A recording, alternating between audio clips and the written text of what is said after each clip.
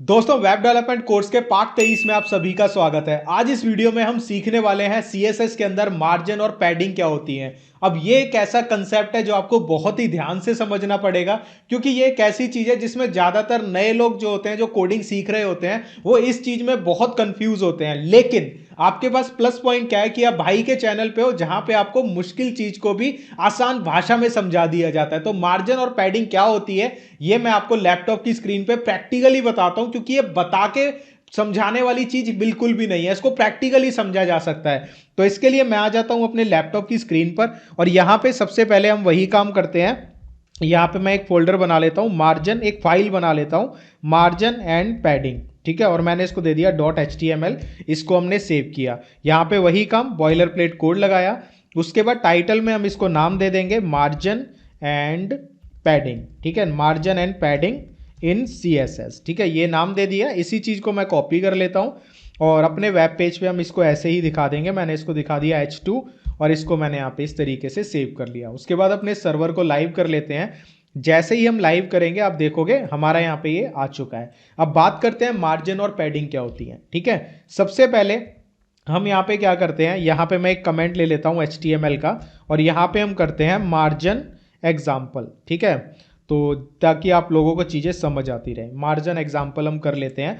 यहाँ पे मैं क्या करता हूँ, हमने ब्लॉक लेवल एलिमेंट पढ़े थे, एक डिव पढ़ा था। ठीक है, तो मैंने यहाँ पे एक डिव ले लिया और इस डिव को मैंने दे दी क्लास। ठीक है, और मैं दे देता हूँ मार्जिन और एग्जाम्पल। ठीक है, मार्जिन एग्जाम्पल यानी मार्जिन ईजी लिख देता हूं कि ये मार्जिन ईजी हमारा ये एग्जाम्पल है। इसके बाद हम यहाँ पे क्या करेंगे, यहाँ पे मैं कुछ भी लिख देता हूँ, कंटेंट हेलो। ठीक है, और मैं यहाँ पे लिख देता हूँ आई एम, ठीक है, मार्जिन एग्जाम्पल। ठीक है, आई एम मार्जिन एग्जाम्पल। ठीक है, ये मैंने यहाँ पे लिख दिया और इसको सेव कर दिया। इसके बाद अगर हम जाते हैं तो कुछ इस तरीके का हमें दिखाई दे रहा है। ठीक है, तो हम क्या करते हैं, इस पर थोड़े से स्टाइल्स अप्लाई करते हैं। तो यहाँ पे मैं एक इंटरनल CSS बना लेता हूँ, जहाँ पे मैं एक स्टाइल टैग को डिफाइन करता हूँ। इसके अंदर हमारी जो ये क्लास है, ठीक है, डिव की, ये हमने क्या लिया है, मार्जिन एग्जाम्पल। आप कुछ भी ले सकते हो। इसके आगे मैं डॉट लगाऊंगा। आपको बताया था मैंने, क्लासेस को जब भी हम CSS में यूज करेंगे उसके आगे डॉट लगाएंगे। यहाँ पे मैंने इसको ले लिया और यहाँ पे हम क्या करते हैं, इसमें कुछ बॉर्डर अप्लाई करते हैं। तो मैं इसको बॉर्डर देता हूँ 2 पिक्सल और सॉलिड, और कोई भी दे देते हैं। जैसे कि मैं यहाँ पे ये ले लेता हूँ, ब्लैक आ रहा है, तो हम यहाँ पे क्या करते हैं, कोई भी अपने पसंद का बॉर्डर यहाँ पे सेलेक्ट करते हैं। इस कलर पे RGB पैटर्न हमारे पास खुल जाएगा, कुछ भी ले लेते हैं। मैंने जैसे कि ये ले लिया। ठीक है, बॉर्डर दे दिया, इसको मैंने सेव किया। अब यहाँ पे हम आते हैं तो आप देखोगे ये हमारा डिव आ रहा है। ठीक है, तो नॉर्मल सी एक चीज हम यहाँ पे लगाते हैं। हमने अभी हाइट और विड्थ के बारे में नहीं पढ़ा, थोड़ा बहुत यूज किया है, तो यहाँ पे हम हाइट और विड्थ को भी इंक्लूड कर लेते हैं। ठीक है, हाइट क्या है, जैसे कि ये डिव है।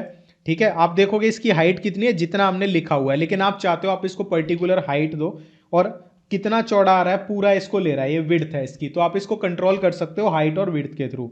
तो हम यहाँ पे हाइट एंड विड्थ कैसे देंगे, इस डिव को मैं दे देता हूँ हाइट। सपोज मैं हाइट देना चाहता हूँ 100 पिक्सल, मैंने इसको हाइट इतनी दे दी। और विड्थ कितनी देना चाहता हूँ, सपोज मैंने इसको विड्थ दे दी 250 पिक्सल। ठीक है, इतनी विड्थ देना चाहता हूँ, सेव किया। आप यहाँ पे देखोगे इसको हाइट इतनी मिल गई, 250 पिक्सल विड्थ मिल गई। ठीक है, समझ आया। अब देखो यहाँ पे मार्जिन क्या होगा। ठीक है, इसको ध्यान से समझना।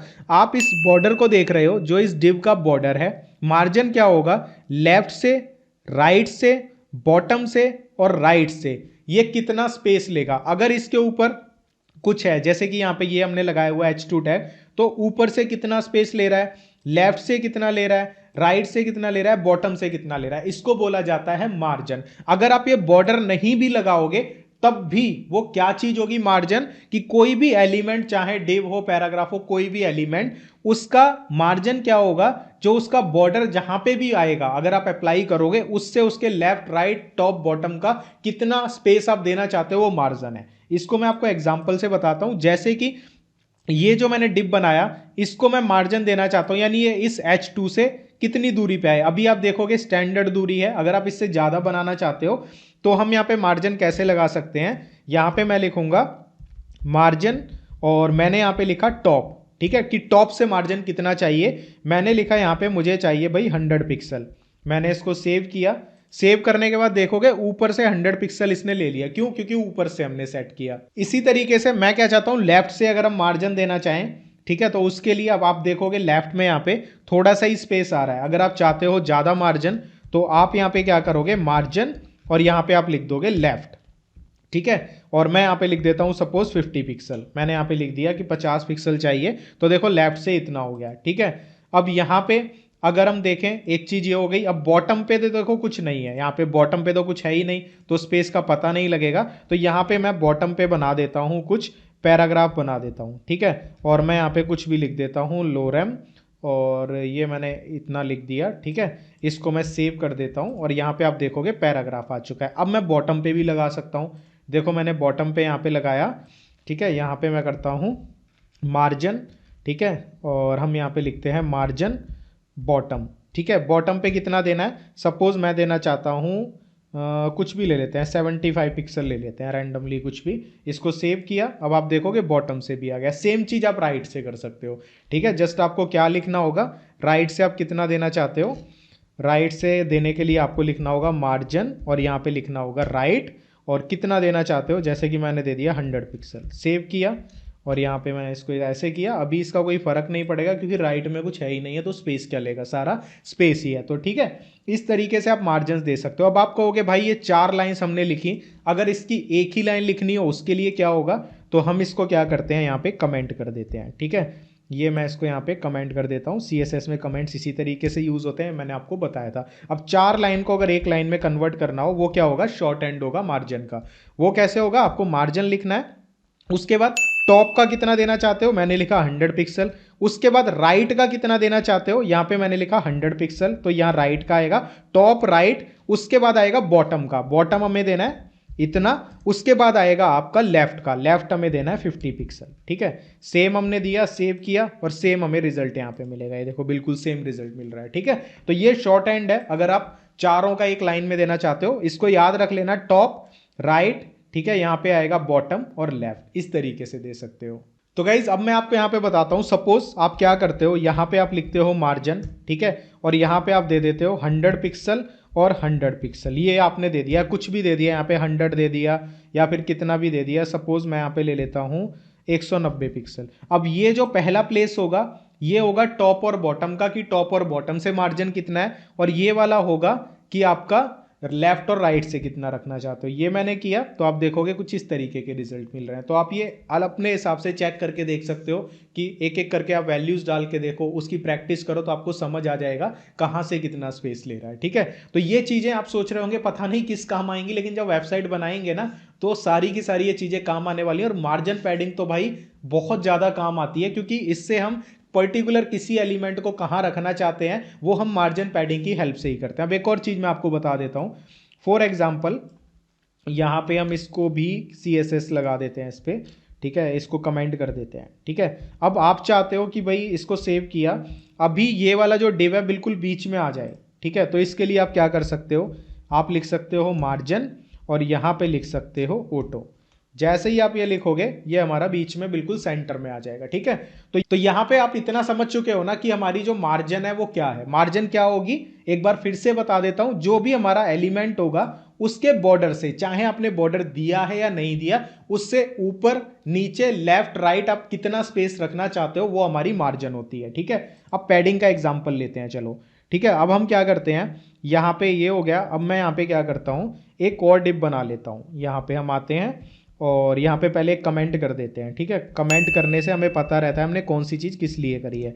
यहाँ पे मैं लिख देता हूँ पैडिंग और एग्जाम्पल, ठीक है, पैडिंग एग्जाम्पल। यहाँ पे मैं करता हूँ एक डिव बना लेता हूँ और इस डिव को एक क्लास दे देता हूँ जिसका नाम मैं रख देता हूँ पैडिंग एग्जाम्पल, ठीक है। और यहाँ पे हम क्या करते हैं, यहाँ पे कुछ भी ले लेते हैं, जैसे कि मैं एक पैराग्राफ ले लेता हूँ फॉर एग्जाम्पल और इसमें लिखता हूँ हेलो, ठीक है, आई एम पैडिंग एग्जाम्पल, ठीक है, ये मैंने यहाँ पे लिख दिया। तो इसको सेव किया, सेव करने के बाद सबसे पहले हम यहाँ पे क्या करते हैं, यहाँ पे कुछ स्टाइल्स लगा लेते हैं, ठीक है, डिव के ऊपर। तो हमारी जो क्लास है वो क्या है, यहाँ पे मैं लिख देता हूँ पैडिंग एग्जाम्पल, ठीक है, ये हमारी क्लास है। और हमेशा जब भी आप CSS यूज़ करोगे स्पेलिंग्स का ध्यान जरूर रखना है, स्पेलिंग अगर गलत हो गई तो भाई सारा काम खराब हो जाएगा, ठीक है। ये मैंने कर दिया, यहाँ पे स्पेलिंग गलत हो गई यार, एक सेकेंड, हम इसको इस तरीके से कर देते हैं, ठीक है, ये हो गया। इसके बाद हम इसको सेम एक बॉर्डर दे देते हैं कुछ भी, तो मैं दे देता हूँ इसको 3 पिक्सल और यहाँ पे मैं इसको दे देता हूँ डॉटेड और दे देता हूँ सपोज येलो ग्रीन, या फिर हम चूज़ कर लेते हैं यहाँ से कोई भी, जैसे कि फॉर एग्जांपल ये दे दिया। ठीक है, हमने ये दे दिया। उसके बाद इसको सेव किया। सेव करने के बाद आते हैं यहाँ पे, आप देखोगे इसको बॉर्डर मिल गया। अब देखो पैडिंग क्या होगी, यहाँ डॉटेड की बजाय मैं यहाँ पे क्या कर देता हूँ, यहाँ पे मैं 6 पिक्सल और यहाँ पे सॉलिड ही कर देता हूँ ताकि आप अच्छे से समझ पाओ। ठीक है, ये कर दिया। अब इसको मैंने सेव किया तो आप देखो इस तरीके से हमारा ये बॉक्स आ गया। अब पैडिंग क्या होगी ध्यान से समझना। मार्जिन क्या थी, हमारे बॉर्डर से ऊपर नीचे लेफ्ट राइट कितना स्पेस रखना है। पैडिंग क्या होगी मैं आपको बताता हूं एक बार। ये जो हमारा जो भी बॉक्स के अंदर हमारा जो भी चीज होगी, जो भी कंटेंट होगा, ठीक है, वो अपने बॉर्डर से कितना स्पेस लेगा, लेफ्ट से राइट से ऊपर से नीचे से, वो पैडिंग होती है। जैसे कि ये अभी लेफ्ट से बिल्कुल इससे चिपका हुआ है बॉर्डर से, अगर आप चाहते हो भाई थोड़ा हटके आए तो वो क्या होगी हमारी पैडिंग लेफ्ट। अगर आप चाहते हो ऊपर से थोड़ा और नीचे आए वो क्या होगी पैडिंग टॉप, और नीचे से थोड़ा और ऊपर आए तो वो क्या होगी पैडिंग बॉटम। सेम राइट के साथ होगा। ठीक है, तो यहां पे मैं क्या करता हूं, इस डिव को थोड़ा सा मैं हाइट दे देता हूं ताकि आप चीज़ों को अच्छे से समझ पाओ। मैं यहाँ पे दे देता हूँ 150 पिक्सल और यहाँ पे इसको विड्थ दे देता हूँ मैं सपोज करो 50%। अब देखो 50% क्या होगा समझना। ठीक है, मैंने ये दिया 50% मतलब पूरी स्किन का 50% हिस्सा इसने कवर कर लिया, ये परसेंट होता है। ठीक है, पूरी स्किन का कितना परसेंट देना चाहते हो। अगर मैं यहाँ पे 50 की बजाय दे दूं सपोज 60%, तो आप देखोगे 60% हिस्सा एक कवर कर लेगा पूरी स्क्रीन का। मैंने 60% यहाँ पे लिखना था, सेव किया तो आप देखोगे 60% कर लिया। समझ आया। अब यहाँ पे पैडिंग का खेल करना है हमें। सबसे पहले पैडिंग, और यहाँ पे मैं देता हूँ लेफ्ट, मैंने दिया भाई 40 पिक्सल।